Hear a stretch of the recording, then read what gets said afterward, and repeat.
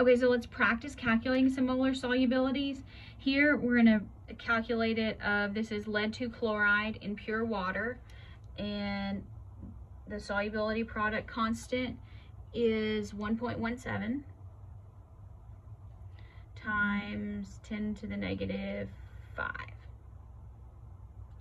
Okay, now, so the first thing we need to do is we need to write our dissolution equation. Is going to dissolve into lead plus 2 and 2 chloride ions. So make sure to balance your equation. The next thing we should do is we should write our solubility equation here.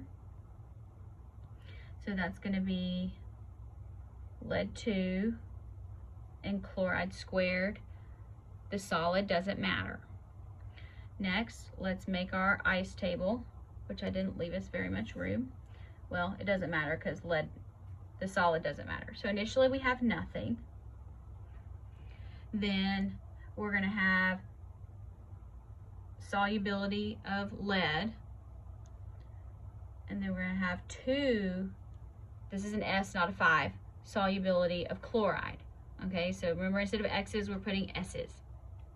So here we have S and we have 2S.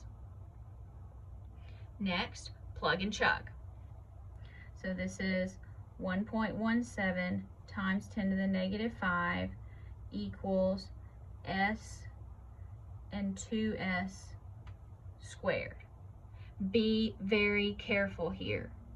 Okay, so 1.17 times 10 to the minus 5 equals, when you square this, that gives you 4s squared times s, so you should end up with 4s cubed. All right, that's the tricky part there. Now solve for s. So I'm going to kind of come over here and tell you what that actually looks like. So the first thing we want to do is we want to divide by 4. So 1.17 here, s cubed equals 1.17 times 10 to the negative 5. We'll divide by 4. And now we need to take a cube root of that. So you can write all that out, but I wanted you to see it written as I do it on the calculator. So here we're going to have 1.17 10 to the negative 5.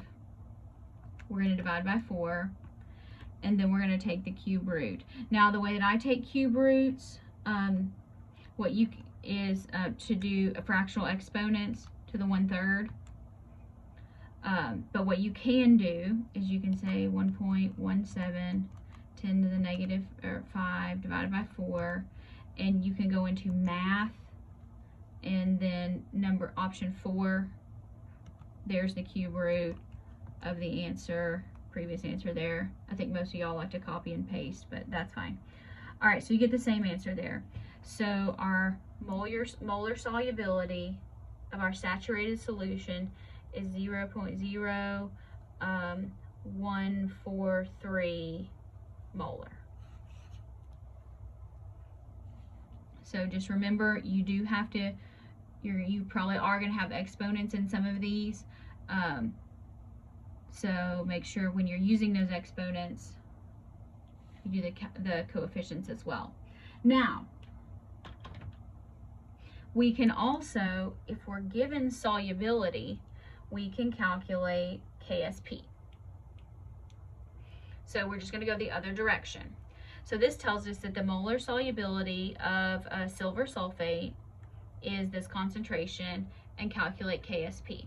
So we're going to start the same way. Again, try to work these problems the same way each time. So write our dissolution equation. So 2 silvers and 1 sulfate. So now let's write our expression for KSP based on this equation. Silver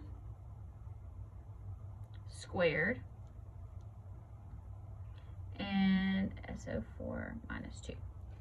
Okay, now we still do our ice table. So 0 and 0.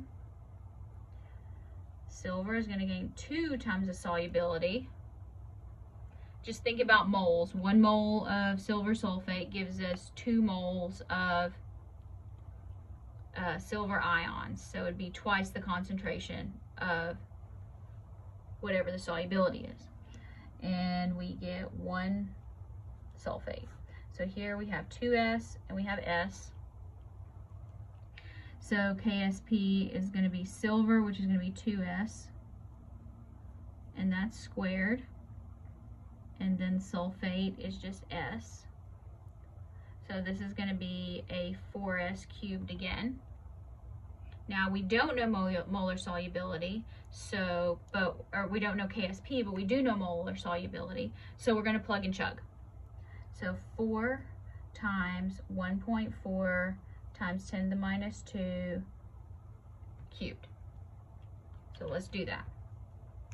1.4, 10 to the minus 2. Let's cube it and then multiply by 4. So KSP is going to equal 1.10 times 10 to the minus 5. So these are not that hard. This is just, it's another equilibrium calculation.